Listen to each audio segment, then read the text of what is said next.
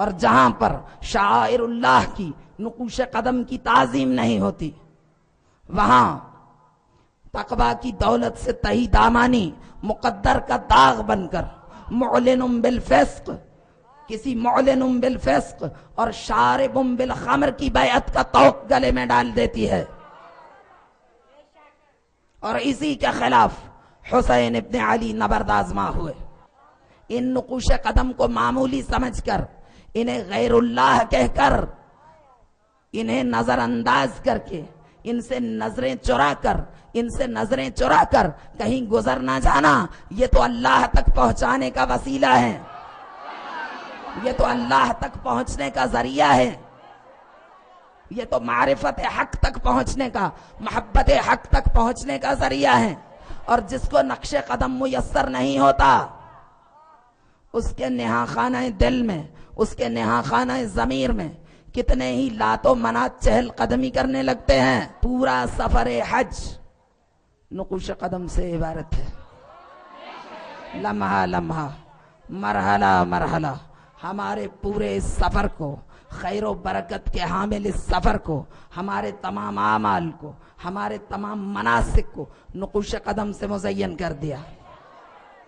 حج اللہ کے لیے ہے، للہ علی الناس حج البیت من استطاع الیہ سبیلا، حج کرو اس کے گھر کا، مگر کس طرح سے؟ نقوش قدم کے ذریعے سے، اس کی معرفت حاصل کرو۔ اس لیے کہ ان الصفا والمروہ من شعائر اللہ، یہ شعائر اللہ ہیں، یہ اللہ کی نشانیاں ہیں، یہ ذریعہ شعور ہیں۔ وَمَن يُعَظِّمْ شَعَائِرَ اللَّهِ، اور جس نے ان کا احترام کیا، جس نے ان کی تعظیم کی، اس کے اندر وَمَن يُعَظِّمْ شَعَائِرَ اللَّهِ، جس نے ان کی تعظیم کی، فَإِنَّهَا مِن تَقْوَى الْقُلُوبِ، اس کے اندر تقوی پیدا ہو جائے گا۔ اور جب تقوی پیدا ہوگا تو وہ نہ یزید کے آگے جھکے گا، نہ یزیدیت کے آگے جھکے گا۔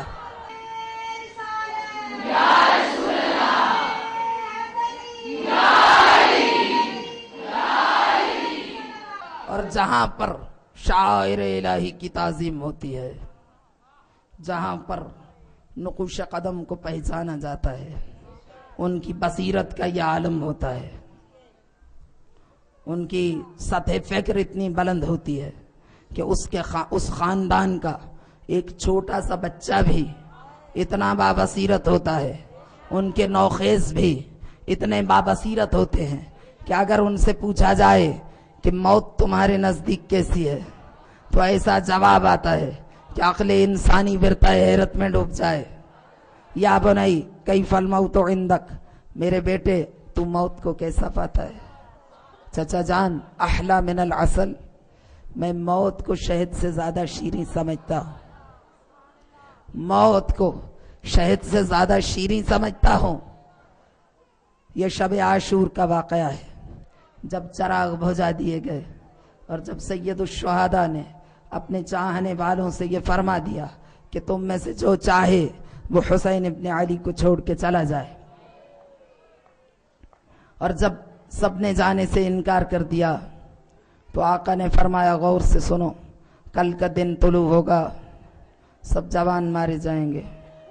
یہ مت سمجھنا کہ یہ نانا کے زمانے کی جنگوں ایسی کوئی جنگ ہے، جب کل کا دن طلوع ہوگا کوئی بھی زندہ باقی نہیں بچے گا، تو اس لیے تم میں سے جو جانا چاہے چلا جائے۔ تھوڑی دیر کے بعد جب چراغ روشن کیا تو دیکھا ایک نوخیز ہے، ایک 13 سالہ بچہ ہے، جس نے اپنی کمر میں کس کے پٹکا باندھا، اپنے پیروں کے نیچے بڑے بڑے پتھر رکھے، اپنے سینے کو تان لیا، تلوار کو نیام سے نکالا اور کھڑے ہو کے پتھروں پر اپنی ایڑیوں کو بلند کر کے اس نے آواز دی، چچا جان میں جوان ہو گیا ہوں، کیا کل کے شہداء کی فہرست میں میرا نام بھی شامل ہے؟ تو اس پر آقا نے سوال کیا کہ میرے بیٹے بتا تو موت کو کیسا پاتا ہے؟ یہ بصیرت ہے اس خاندان کے بچوں کی۔ عاشور کا دن طلوع ہوا، اور جب عاشور کا دن طلوع ہوا تو اجازت کے لیے جو بھی آیا میدان میں، آقا نے پہلے مرحلے پہ اسے اجازت سے نہیں نوازا، بار بار اجازت کے لیے آتے رہے.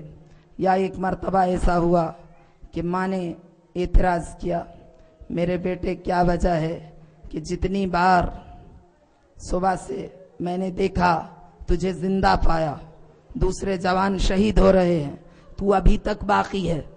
میں بارگاہ خدا بندی میں تیری جدہ فاطمہ کو کیا شکل دکھاؤں گی.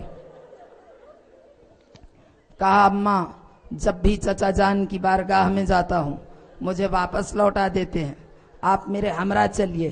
بی بی تشریف لائیں, آ کے آقا سے درخواست کی کہ آقا بچے کو جہاد کی اجازت دیجئے. جب تأمل فرمایا تو جناب فروا نے بچے کے بازو سے ایک تعویذ کھولا, اس کو امام کی بارگاہ میں پیش کیا. امام نے دیکھا کہ وہ امام حسن مجتبیٰ کی وصیت تھی, میرے بیٹے اب جب کہ تیرا باپ یہ وصیت لکھ رہا ہے تو اس کے جگر کے ٹکڑے کٹ کٹ کے باہر آ رہے ہیں. اس کی زندگی کی آخری رات ہے, اس کی زندگی کا آخری وقت ہے, اور وہ یہ تیرے لیے تحریر کر رہا ہے کہ بیٹا جب 61 ہجری ہو, 10 محرم ہو, کربلا کا میدان ہو, تیرے چچا حسین نرغہ آدھا میں گھر جائیں تو میرے بیٹے اپنی جان کو میری نیابت میں اپنے چچا کی جان پہ قربان کر دینا. امام حسین نے اس وصیت کو دیکھا, فرمایا اب ایسی سفارش آئی ہے کہ میں اس کو مسترد نہیں کر سکتا. اس کے بعد قاسم کا ہاتھ تھاما اور حسین قاسم کو تیار کرنے کے لیے لے کے چلے. جب سید الشہداء اس نوخیز کو لے کے آئے تو قاسم کی تیاری کا منظر کیا تھا. چونکہ اس کو کیا تیار کریں گے, نہ تو کوئی لباس جنگ, نہ کوئی زرہ بدن پہ پوری آتی ہے, نہ کوئی مناسب اسلحہ ہے, حتیٰ کہ اتنا نازک بچہ ہے, اتنا چھوٹا بچہ ہے کہ گھوڑے کے رکابوں میں اس کے پیر بھی پورے نہیں آتے. اب کیفیت یہ تھی کہ بیویاں اس کے گرد طواف کر رہی تھی, اہل حرم اس کی زیارت کو آ رہے تھے. تو امام نے فوراً بچے کے چہرے پہ دستار کا ایک سرا گرا دیا. بی بی نے پوچھا مولا یہ کیا کر رہے ہیں؟ کہا کہ میں یہ چاہتا ہوں کہ قاسم کا حسن آج اتنا نمایاں ہو رہا ہے کسی کی اس کو نظر نہ لگ جائے, اس لیے میں نے اس کے چہرے کو چھپا دیا. اس کے بعد قاسم میدان میں آئے, مولا نے خود سوار کرایا, گھوڑے پہ سوار کروایا. تو عمر ابن سعد نے اعلان کیا, اے فوج والو, اے شامیوں, اے کوفیوں, کیا تم جانتے نہیں کہ یہ حیدر کرار کا پوتا ہے؟ اس کے دھوکے میں نہ آنا, یہ نہ سمجھنا کہ یہ 2 محرم کا بھوکا پیاسا ہے, یہ نہ سمجھنا کہ یہ کمسن بچہ ہے. یہ یاد رکھو کہ اس کی رگوں میں فاتح خیبر کا خون ہے. اگر اس سے مقابلہ کرنا چاہتے ہو تو اکیلے نہ جانا بلکہ سب مل کے اس پہ حملہ کرو. چاروں طرف سے فوجیں سمٹ آئیں, اور جب چاروں طرف سے فوجیں سمٹ کے آئیں جناب قاسم پہ حملہ ہوا. وہ حملہ اتنا شدید تھا, ہر طرف تلواریں چمک رہی تھیں, نیزے چٹک رہے تھے, پتھر آ رہے تھے. عمر ابن سعد نے حکم دیا تھا جس کے ہاتھ میں جو آئے وہ اس بچے کی نظر کر دے. بڑا شدید حملہ تھا, اکیلے قاسم تھے, چاروں طرف سے فوجیں تھیں. تھوڑی دیر کے بعد ایک ظالم آگے بڑھا, اس نے ایک ایسا گرز جناب قاسم کے پیکر پہ مارا, ایک ایسی کاری ضرب تھی سر قاسم پہ کہ بچہ جھکتا ہی چلا گیا. اور جب گھوڑے سے گرنے لگے تو ایک پیر گھوڑے کے رکاب میں اٹک گیا. گھوڑے نے سرپٹ دوڑنا شروع کیا, دوسرے گھوڑے بھی دوڑنے لگے. مشرق سے مغرب, شمال سے جنوب, بہت دیر تک گھوڑے دوڑتے رہے. حسین انتظار کرتے رہے کہ جیسے ہی شور جنگ تھمے, گھوڑوں کے ٹاپوں کی آواز رکے تو میدان میں جائیں. جب گرد چھٹی, غبار ہٹا, گھوڑے رکے, حسین میدان میں آئے, عباس میدان میں آئے. دیکھا قاسم موجود نہیں ہے, قاسم کو تلاش کرنا شروع کیا. کبھی نہر فرات کی جانب, کبھی مقتل کربلا میں, میدان کے چاروں اطراف میں, جانب خیمہ, مگر قاسم موجود نہیں ہے. حسین و عباس تلاش کرتے رہے. آخر حسین اسی ٹیلے پر واپس لوٹے، آ کے کھڑے ہوئے، آواز دی، میرے بیٹے قاسم، میں تمہارا چچا حسین نہیں بلکہ امام وقت کی حیثیت سے تمہیں حکم دیتا ہوں کہ میری آواز پہ لبیک کہو، مجھے جواب دو، تم جہاں کہیں بھی ہو مجھے جواب دو، مجھے پکارو، مجھے بتاؤ تم کہاں ہو۔ بس حسین کا یہ کہنا تھا کہ جیسے ہی سید الشہداء نے یہ کہا تو نہر فرات کی جانب میدان کربلا میں، گنج شہیدہ میں، اطراف خیمہ میں، مختلف مقامات پر گوشت کے ٹکڑے اچھلنے لگے اور ان میں آواز پیدا ہوئی، لبیک یا حسین، لبیک یا حسین، لبیک یا حسین۔ آقا میدان میں آئے، میدان میں آ کے اپنی آبا کو بچھا دیا، کبھی نہر فرات کی جانب، کبھی گنج شہیدہ کی جانب، کبھی مقتل کی جانب، کبھی اطراف خیمہ۔